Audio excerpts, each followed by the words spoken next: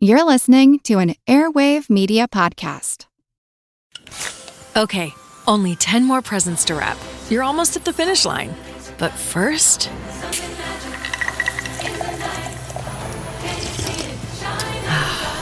There, the last one. Enjoy a Coca-Cola for a pause that refreshes.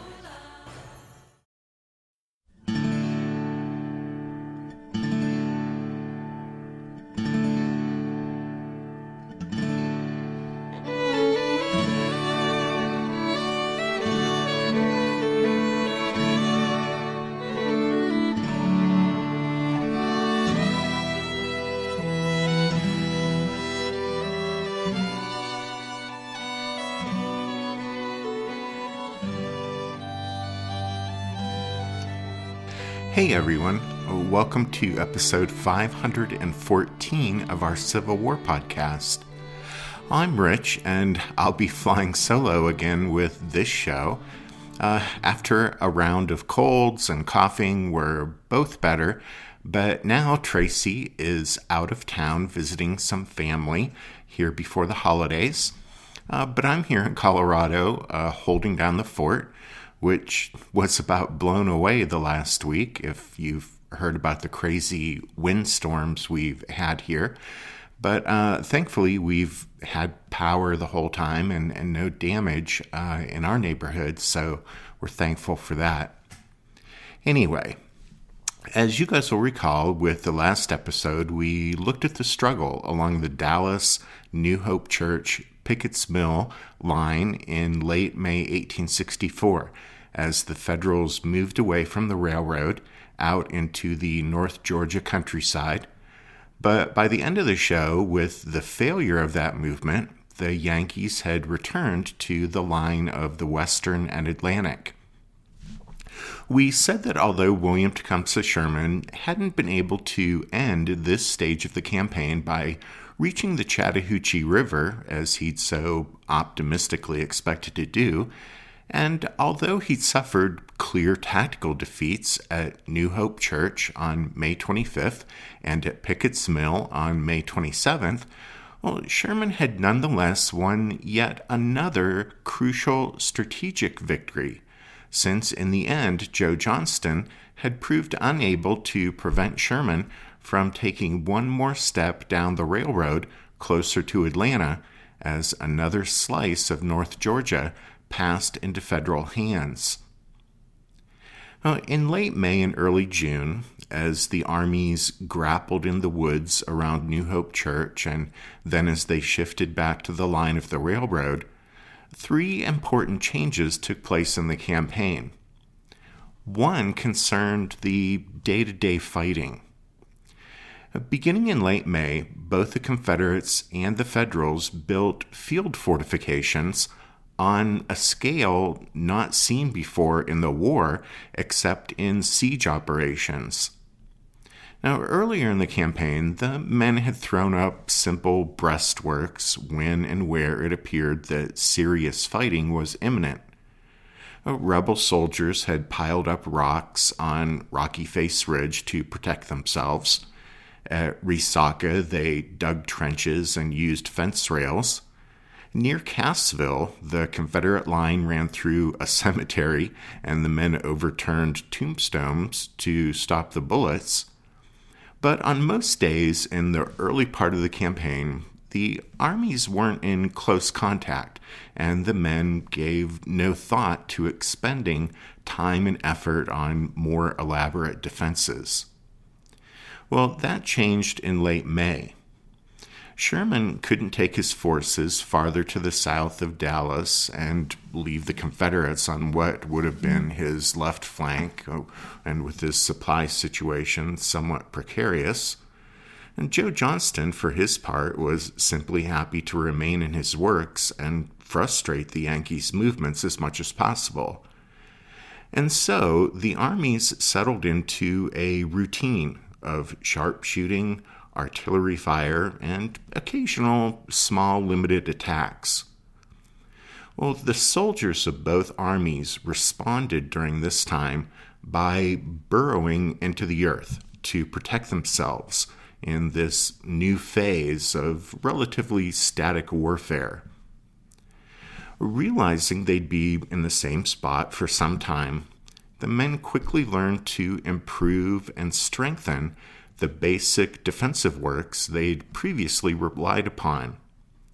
And as a result, most of the rest of the campaign was marked almost as much by digging and building as by marching and fighting.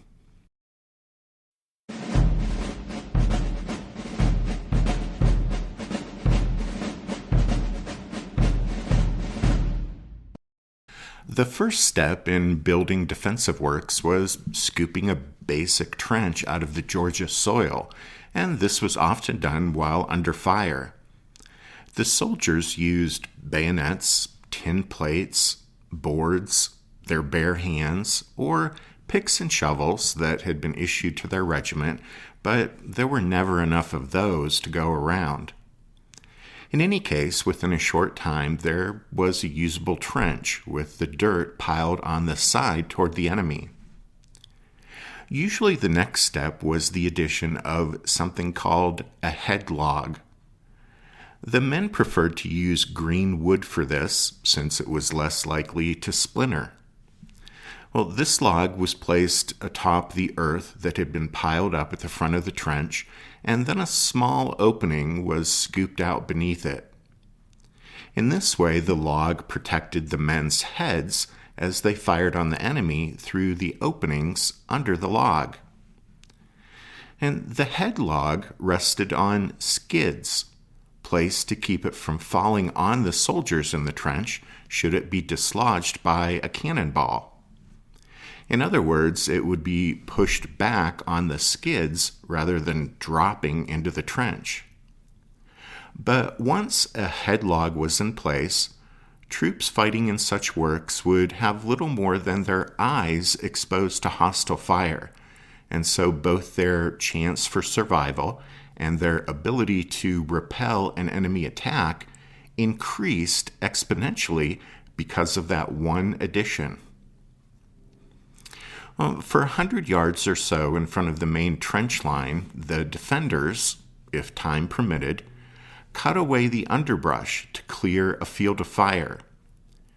And trees, felled with their tops toward the enemy, formed an abatis to impede the progress of the attackers. And if time and resources permitted, the defenders strung telegraph wire between the felled trees and stumps to make it even more difficult for the attackers to advance over that ground. If the distance between the lines was great enough, the troops would dig rifle pits or skirmish pits in front of the main trench line. And each of these positions sheltered 3 or 4 soldiers whose mission was to give warning of an enemy attack, to fire a few shots to slow the enemy, and then scurry back to the main trench line and join their comrades there. And from New Hope Church in late May through the end of the campaign in early September, the armies would immediately begin to construct these field fortifications as soon as they halted after each day's march. As a result, by August, the land occupied by each army didn't look at all like the storybook open fields over which brave men marched in massed formations that people had imagined back in 1861. Instead, the Georgia countryside here was a preview of the hellscape a half-century later in Europe, with the trenches and blasted battlefields of the Western Front during the First World War.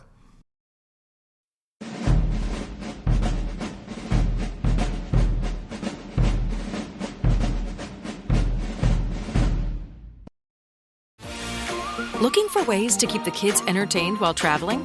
Netflix Games lets them jump into fun, creative adventures at no extra cost. Everything's unlocked with your Netflix membership. From Paw Patrol Academy and Lego Duplo World to Barbie color creations and World of Peppa Pig, there's something for every little explorer. And you don't need Wi-Fi. Kids can play anytime, anywhere. Visit netflixfamily.com/travel tips for all your kids' holiday entertainment. The French Revolution set Europe ablaze. It was an age of enlightenment and progress, but also of tyranny and oppression. It was an age of glory and an age of tragedy. One man stood above it all. This was the Age of Napoleon. I'm Everett Rummage, host of the Age of Napoleon podcast. Join me as I examine the life and times of one of the most fascinating and enigmatic characters in modern history. Look for the Age of Napoleon wherever you find your podcasts.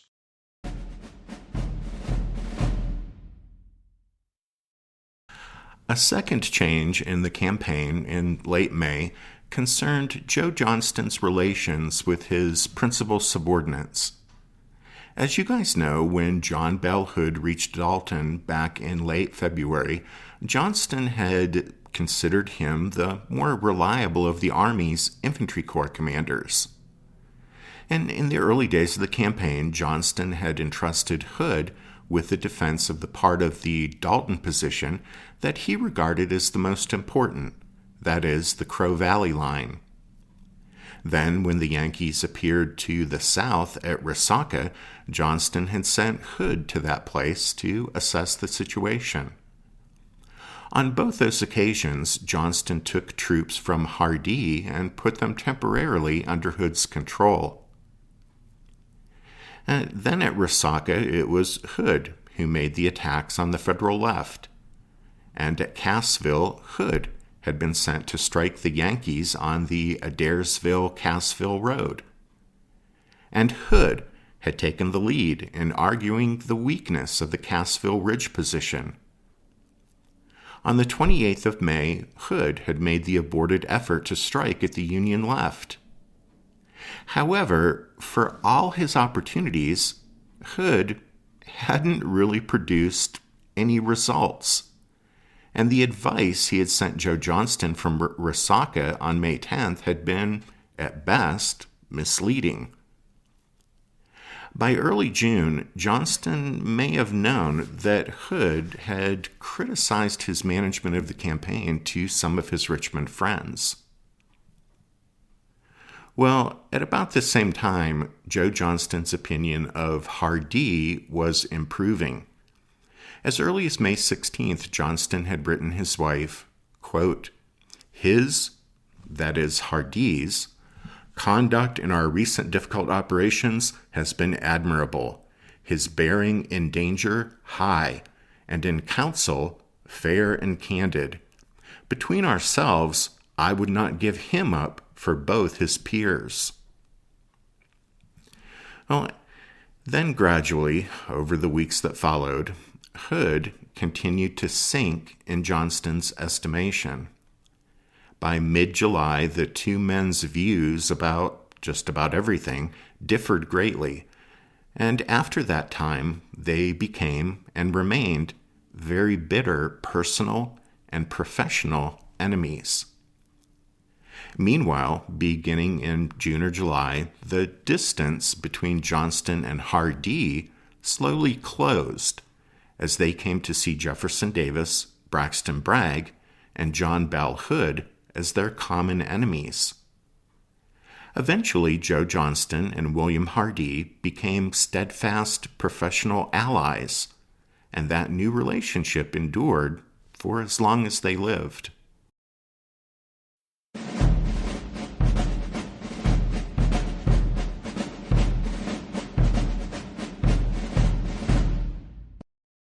The third and most important change developed during or immediately after, and in large part as a result of, the fighting on the Dallas, New Hope Church, Pickett's Mill line.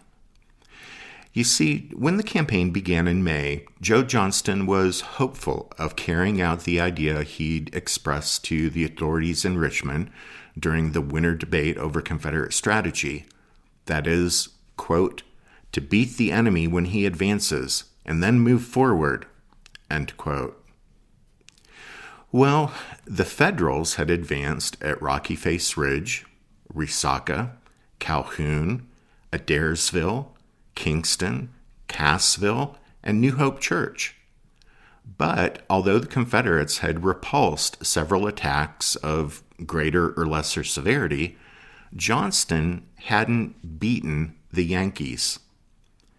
And so, because Sherman refused to make the great, massive, all-out assault as Johnston hoped he would, and because Johnston was unwilling to seize the initiative and maneuver against the Federals, it had become very unlikely the Confederates would be able to beat the enemy, as Johnston had expressed to Richmond.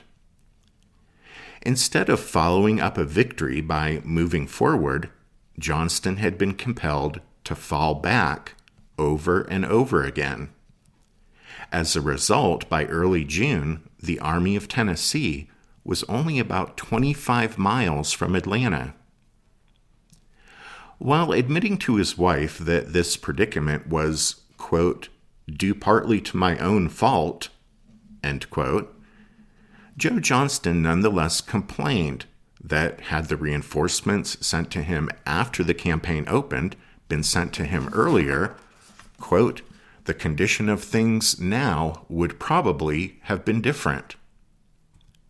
And Sherman, Johnston grumbled, quote, is the most cautious general that ever commanded troops. He went on to explain that, quote, events beyond my control have prevented my attacking the enemy on 2 occasions. And he wrote that Sherman, quote, is so cautious that I can find no opportunity to attack him except behind entrenchments.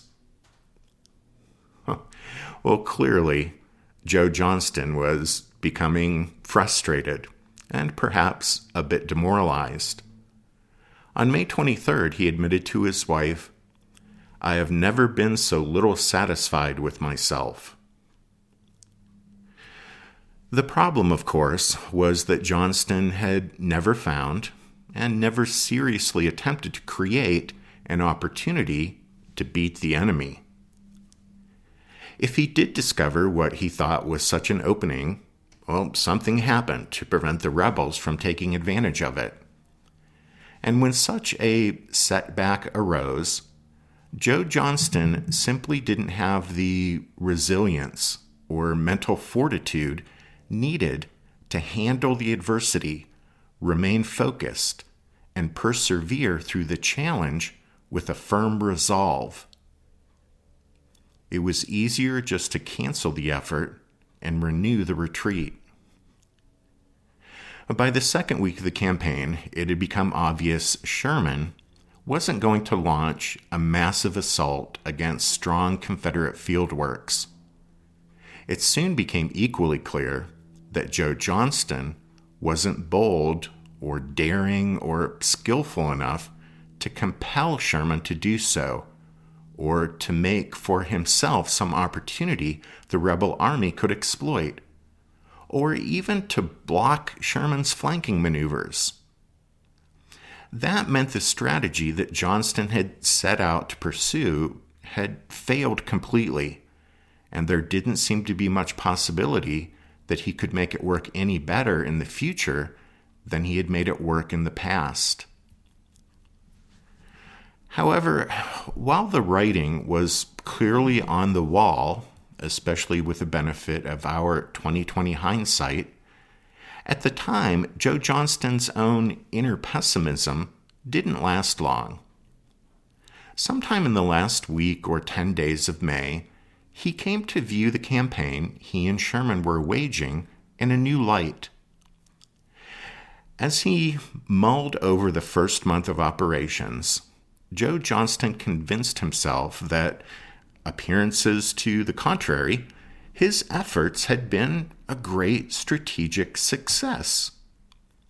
In conversations at Army headquarters, he and his staff concluded that the rebels had made the Yankees pay a very high price for their success. Some of Johnston's staff officers estimated that Sherman had lost more than 45,000 killed and wounded since the start of the campaign.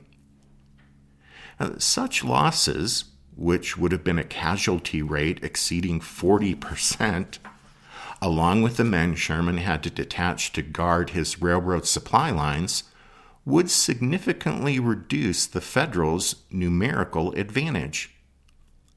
On May 30th, Johnston's chief of staff wrote, quote, "We have thus far succeeded in making Sherman pay 3 or 4 casualties for every one of ours. If we can keep this up, we win." And in late May, Johnston's headquarters received intelligence that indicated Sherman's men and animals were short of food and forage. One prisoner claimed that the Federals' horses and mules had become so weak that they could hardly move the Army's artillery pieces and wagons. A Confederate staff officer noted in his diary on May 30th that, quote, "Enemy on half rations and stock starving." However, those estimates of Yankee casualties were wildly inflated, more than double the true numbers, and the reports of shortages of food and forage reflected the condition of the Federal force during its foray away from the railroad and the resulting fighting along the Dallas-New Hope Church Pickett's Mill line. Their shortage of wagons and the wretched condition of the muddy roads hampered the Yankees' ability to keep their forces supplied while they were out in the Georgia countryside. But then, once the Yankees returned to the railroad, their logistical problems disappeared. However, Joe Johnston convinced himself that the casualty estimates and intelligence reports were accurate. It was then just a short jump to the conclusion that he in fact was winning a great strategic success despite his failure to achieve a battlefield victory. And a recent Johnston biographer said that, quote, "He seized upon this notion the way a drowning man seizes a life ring." Well, this thinking led Johnston to attach significant importance to what had previously been only a secondary strategic consideration. But now he realized that since the Federals were so dependent on the railroad for supplies, if that line were so seriously damaged that it couldn't be used for several weeks, then the Yankees to Johnston's front, already weakened, he thought, by heavy casualties and suffering from a shortage of food and forage, well, they'd be compelled to suspend their offensive. And Johnston assumed that Sherman would then have 2 options. One, he could call off his advance and fall back, at least as far as Chattanooga. Or 2, he could make a big direct assault on the Confederate defenses in an effort to decide the campaign with one desperate throw of the dice. Should Sherman choose the first option, Johnston could claim a victory and pursue the Yankees as they withdrew northward. If Sherman opted for the second choice, the Federals would most likely suffer a decisive bloody defeat and then retreat from the battlefield with the victorious Confederates in hot pursuit. And having come to this conclusion, Joe Johnston turned to the key question: how could the rebels get at Sherman's railroad lifeline? Well, the mission seemed an obvious one for cavalry.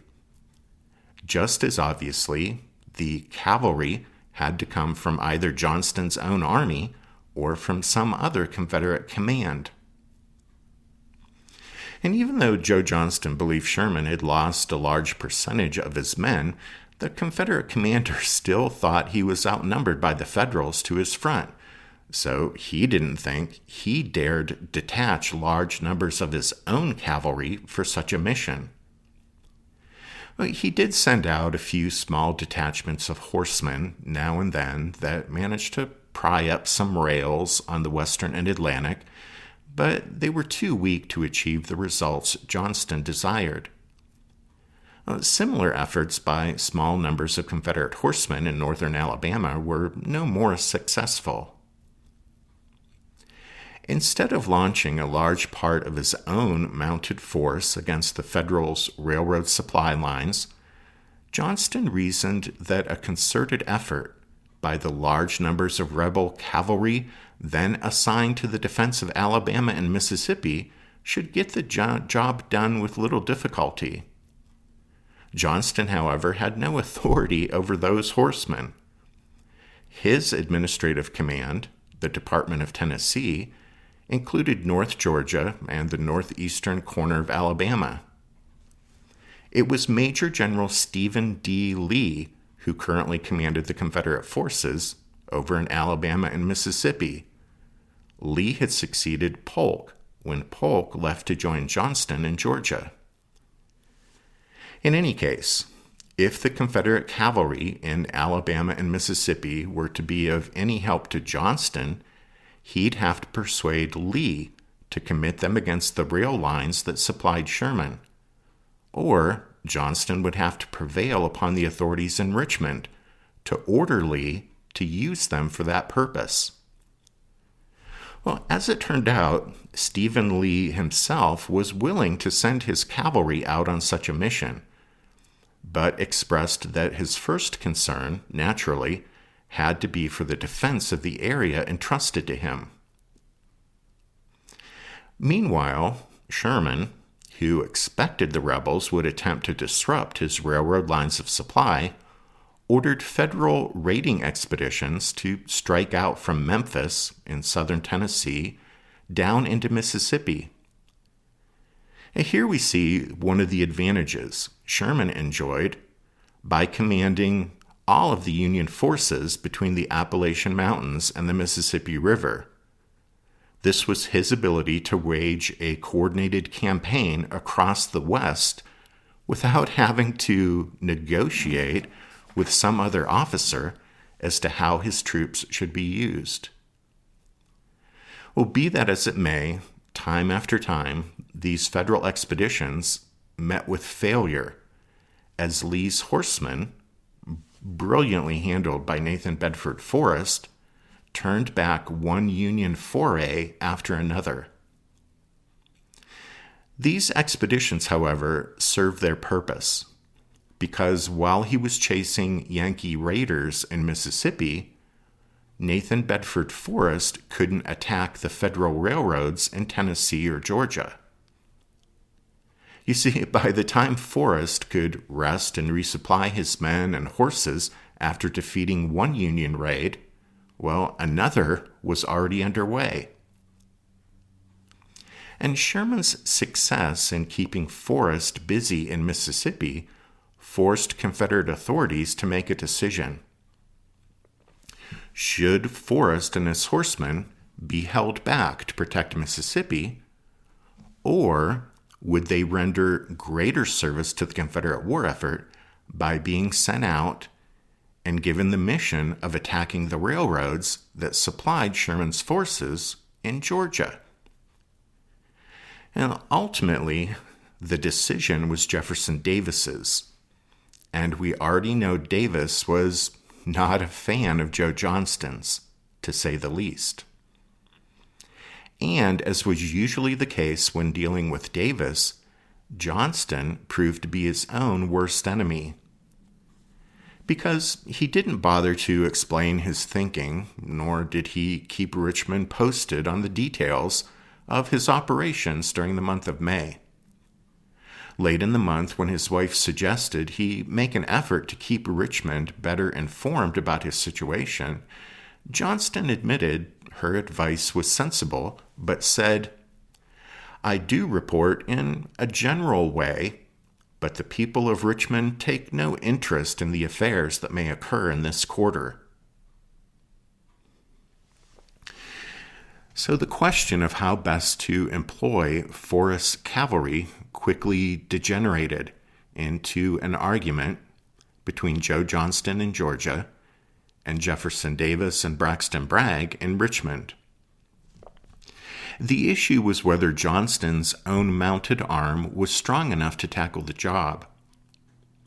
On April 30th, Johnston's headquarters had reported just over 8,000 officers and men in the Army of Tennessee's Cavalry Corps, but only about 2,400 were what Confederate regulations classified as effective.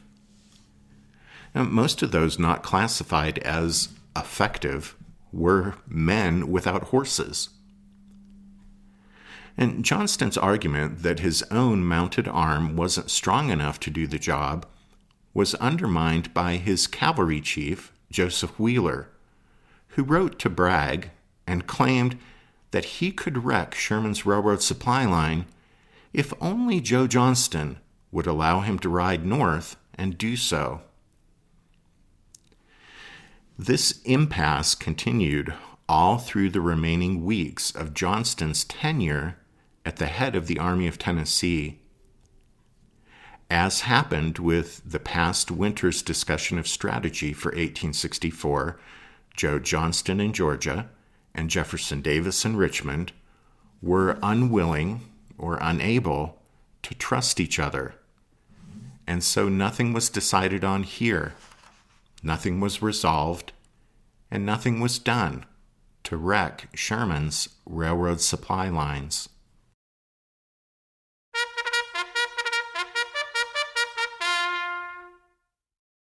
That means it's time for this episode's book recommendation. And our recommendation this time is Fighting for Atlanta: Tactics, Terrain, and Trenches in the Civil War by Earl J. Hess. Well, as we said before, we're big fans of Hess's books, of which this is the latest, but certainly not the last that we're recommending. And as you'd guess from the title, this one is about the field fortifications that both sides constructed during the Atlanta campaign, and how throwing up those works became such a big part of the campaign. So there you go. As always, you can find a list of all of our book recommendations if you head over to the podcast website, which is www.civilwarpodcast.org. Also at the website, you know what else you can find? Well, yes, info on joining the Strawfoot Brigade over on Patreon and supporting the podcast in that way. A big thank you to the newest members, Thomas R., Marmaduke, Jew and Dave, Matt S., and Brian M., and then thanks also to James D. and Kip H. for their donations. And my sincere apologies to anyone I'm forgetting to mention. It's been a crazy couple of weeks, so I hope that list is complete. Well, anyway, we hope everyone enjoys their holidays. I'm looking forward, of course, to Tracy getting home. Then we are going to have family in town visiting. But for both of us, I'll take this opportunity to wish everyone a Merry Christmas, or however you choose to celebrate at this time of year. May it be filled with love and laughter and joy. Thanks, everyone. Take care.